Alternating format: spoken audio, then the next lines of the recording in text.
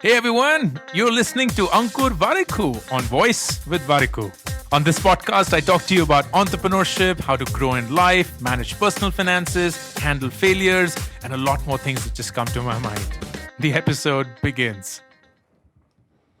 Of the several emails that I get every day, one category which is definitely the dominant one is that of comparison. And this usually happens from people who are between 18 to 24, and it often goes like this. Hey Ankur, I'm 21, I have just finished college, I've gotten a job, I've just started working, here's what I'm earning, but I look around myself and I see my friends who are earning much better than me, and then I look around people who are on social media and they seem to be doing so many big and meaningful things in their life, and I feel like I'm this complete loser, I am inadequate, I haven't done anything in life, and I don't know how to deal with that. I want to grow fast, I want to make things happen, I want to become successful, I want to become big, please tell me how. And this is a classic case.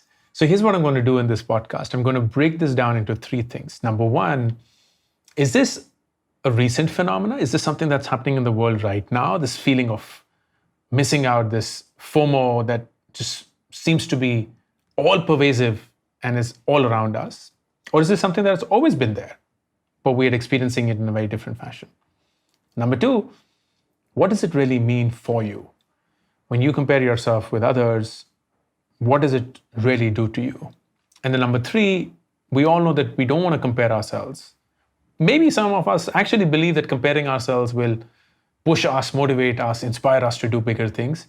And how should one think about that? So let's go with the first one. Is this new, or is this something that's happened always? And the answer is that comparison has been the foundation of human existence. We've always compared ourselves. We've always compared ourselves. And it goes back to us being cave men and women when the only thing that mattered was survival.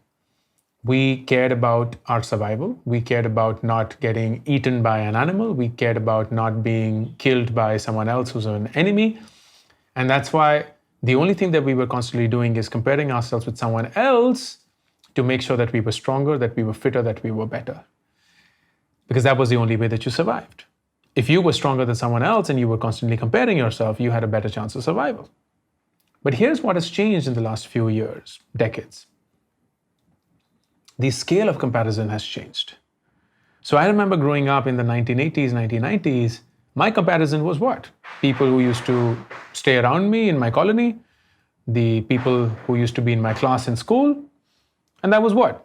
50 people, 60 people. And so all this Sharma ji ka beta, Sharma ji ki beti, like that was a comparison set. It was just very, very limited. What's happened today is that all of you who are in your 20s are comparing yourself to the entire world because you get to see the entire world.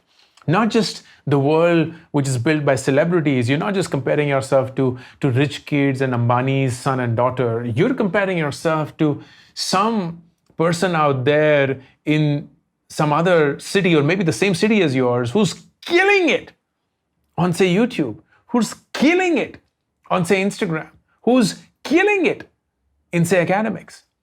I remember when I gave my IITs in my class 12th and I didn't make it, my biggest comparison was the next day there was this rather obscure choto sa ad of FitG and brilliant tutorials and Vidya Mandir classes saying, oh, hamare itne bacche made it to IITs, please let's just applaud them. And I was like, shit man, I could have been there. Look at these people making it in life and I'm such a doofus. Today, when you don't make it to IITs or you don't make it to any entrance exam, oh my God, the next day there are like 12 pages of just photographs.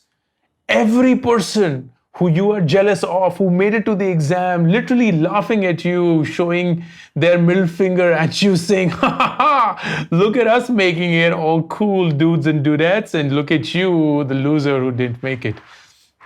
The scale of comparison has completely changed. And I don't think the human mind is capable of dealing with this comparison and this scale. We're just not mentally capable of deciphering and interpreting so much of data that's hitting us every day. We open up Instagram and we look at our friends and they have wonderful lives. They look so pretty and they dress so well and they're eating such fine food and they're traveling to such fine places and they look so happy. And I'm like, am I the only one who's not happy, who's confused, who's still figuring shit out? Because they seem to be all sorted. And that's the same thing that's happening all over, whether on television, whether on social media, whether in conversations. And that scale is unprecedented. So that's the first thing.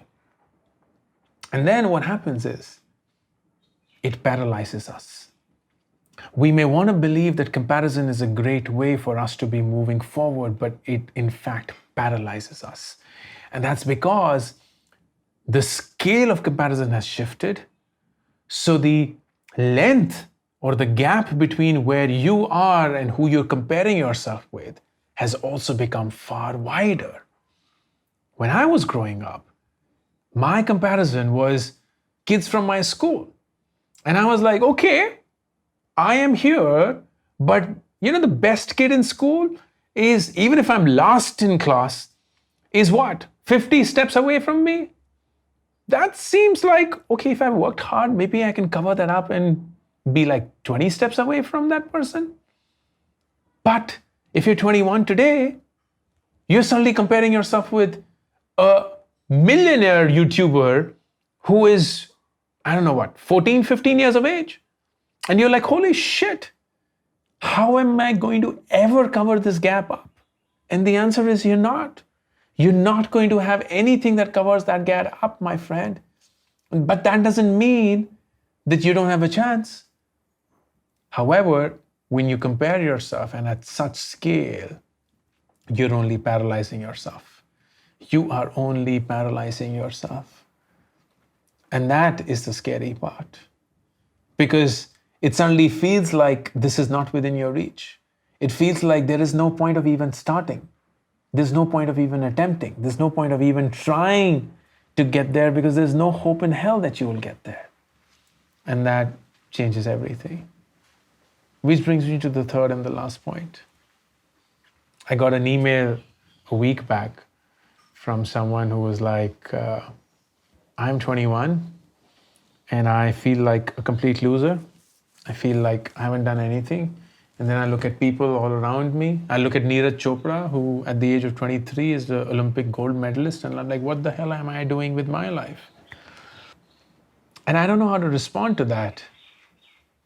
So I stepped up on something that I had read from Naval Ravikant. And he had this beautiful way of coming to terms with jealousy, envy, comparison. And he said, I can't be jealous of anyone's life if I'm not willing to take their entire life as mine. I can't be jealous of anyone until I'm ready to take their entire life and make it mine. And that's what I said.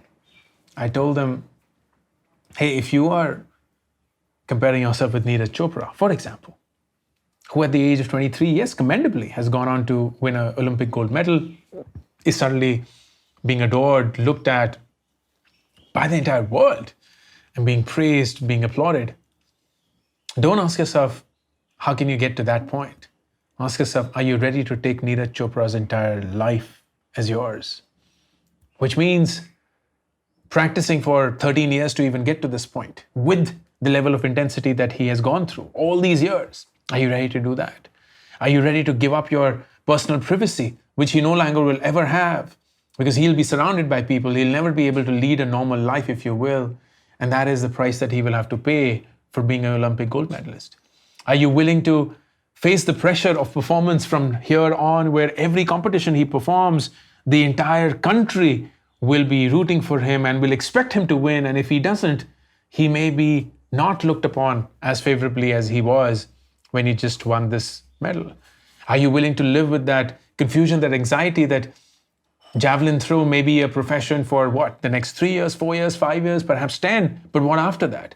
What happens to my entire life once I'm 30, 33 and I've retired from this sport? And I still have another 40, 50, 60 years to live.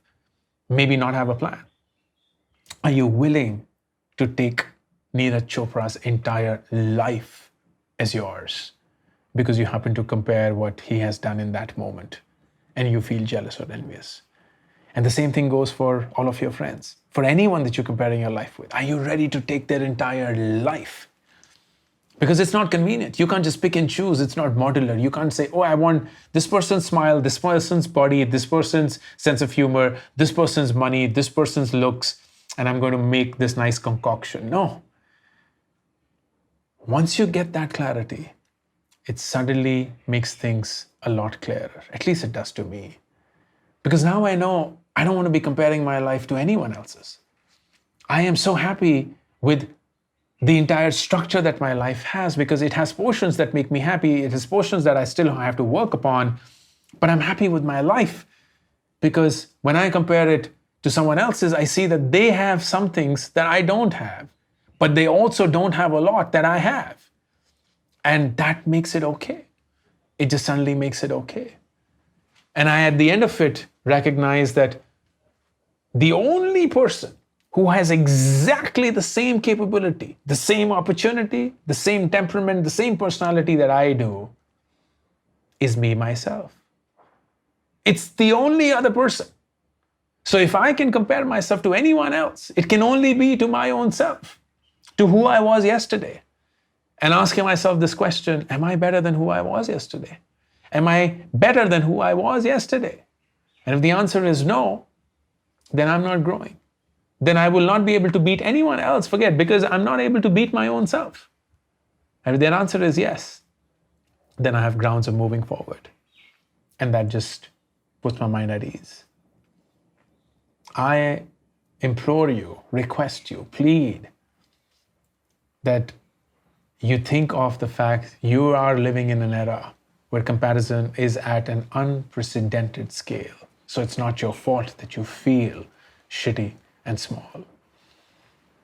But when you do that, let that not paralyze you. Look at what the world has been able to achieve, serve that as inspiration, and instead of comparing yourself with someone else, compare yourself with who you were yesterday and move forward. We're not running a race against each other.